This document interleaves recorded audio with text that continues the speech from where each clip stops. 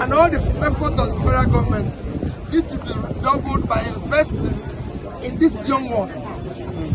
Because the more we invest in them and they have education and skills, the more we fight the future problems. It's not the first time P2B is talking about taking advantage of the enormous power of northern youths. Anyone who can memorize a few lines, not to talk of memorizing the entire Quran, it takes enormous powers to do that, and it means that that person is highly intelligent. Imagine if that power is used in a field like medicine or pharmacy or IT. There's a lot of advantages. There's no reason why they wouldn't choose this path. Doing the same thing for many decades and expecting a sudden change is just delusion. They must have to change. After all of them will never end up as Islamic clerics or teachers in Islamic schools. Many of them will end up jobless on the streets of northern Nigeria, which makes it easy for them to fall into the hands of people with dangerous ideologies. So if you look at it holistically, it's like these Islamic schools train people that end up joining dangerous ideologies. They are not doing it intentionally, but imagine if they diversified like Saudi Arabia, UAE, Indonesia, Malaysia. Malaysia is a Muslim country, but they have companies that package computer chips for Intel, AMD, and other companies. So northern Nigeria must diversify into other fields of education, not just Islamic education. They can't continue feeling that they must be holier than Saudi Arabia, the birthplace of Islam. Hey, come on. To be able to support people like that, who are going to grow up and be great people. And like I said, maybe you come and sit here with me. I want you to come. Because it's about your future. Now, I want you to be happy because when you're in Florida, you want to check with me. Because it's about your future. So what I'm going to do is that I'm going to contribute the sum of 10 million naira to support. Look at what Saudi Arabia achieved last year alone. Their non-oil revenue reached 50% of their GDP, more than $400 billion. Yes, they earn massive revenue from tourism because many Muslims, millions of Muslims around the world must come to their country on Hajj every year. But that's not the only reason they are making these huge amounts. They've been seriously diversifying their economy many decades ago because they know that oil will never last forever. So they started out on time, diversifying their economy. Look at what they are doing in sports alone. They've been buying world-class players to boost their Premier League. Look at golf, look at other things. And they want to diversify their tourism industry to accommodate everyone, not just religious people. That's why they've been telling their mosques to reduce the volume of their loudspeakers when they call for prayers, so that non-Muslims will not feel that this place is so conservative for them that, hey, maybe they will break one law, one medieval law or something like that, so it will prevent them from coming to Saudi. So all these they are doing because they are targeting Westerners. They want Western countries to come on holidays to their country. Recently, they even introduced alcohol in some designated bars in their country. When you open a shop that will serve everyone, you have to make it acceptable to everyone so that they will feel at home. Not feel that, hey, this place is like a Muslim community or this place is like serving Christians alone or a particular sect. You must make sure that your business reflects everyone so that they will feel at home. That's exactly what Saudi is doing. They are seriously diversifying their economy.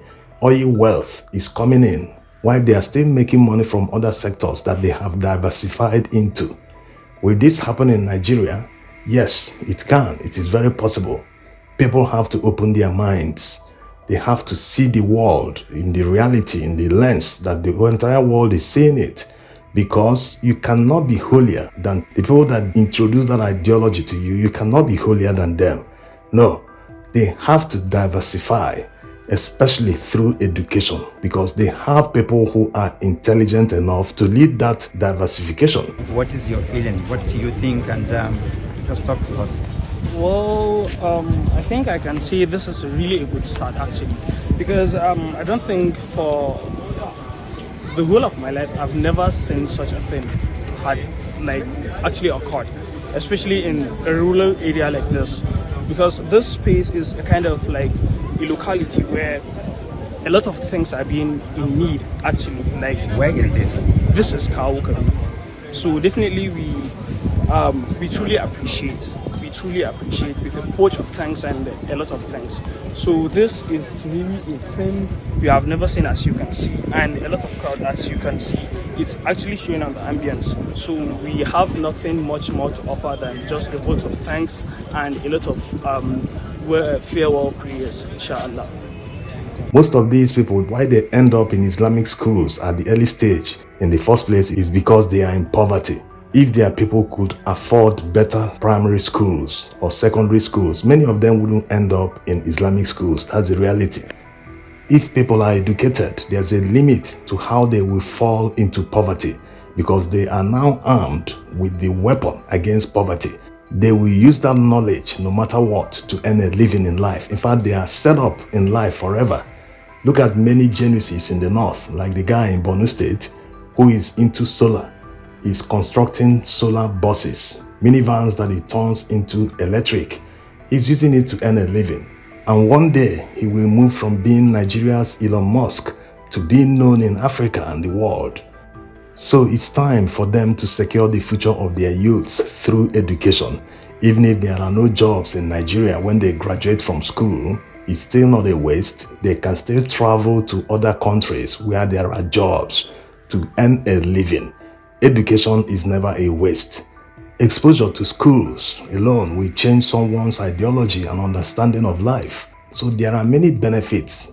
Now, let's hear P2B's reply to all the people saying that he's making these donations in the north for political reasons. He explains that he's been doing it even before he took up political position the first time as governor of Anambra State. Let's take a listen. I got involved in politics, before I got involved in being part of political setup or even going to become a politician, I've been involved in helping to build better humanity. I think the most powerful part of the world, from Rwanda to Afghanistan to everywhere there's been a problem in the world, I was there. So I didn't just start going around because I entered politics. I recall as the governor, as the serving governor of my state, I went to President Jonathan and said, I want to go to Haiti. He said, what are you going to Haiti to do? I said, they have earthquake. I want to go there. He said, why? I said, that's what I used to do in my private life while I was not in politics. I go to wherever there's problem. And as I'm talking to you, Mr. President, I withdraw my only son from school because I'm going to go to Haiti to help them to review because I have earthquake. Because it is my belief that the only reason God created us and in a way blessed us and given us some grace is to use it to help humanity. Yes, sir. Anything short of that, you're wasting your time. Yes. And that's the purpose. So I'm here because of that. We are not campaigning now, we're not looking for votes. So for me today, I came out like this grace said, I was the one who asked him, do you have school of nursing?